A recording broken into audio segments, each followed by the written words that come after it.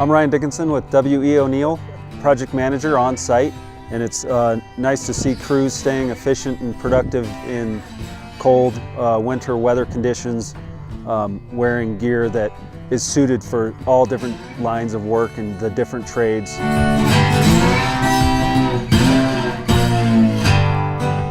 And as a plumber, I'm down in the ditches and tanks. You can imagine where I'm at. So I need all types of clothing. Warm, waterproof, clothes I can strip off layer by layer, because I'm in and out all day.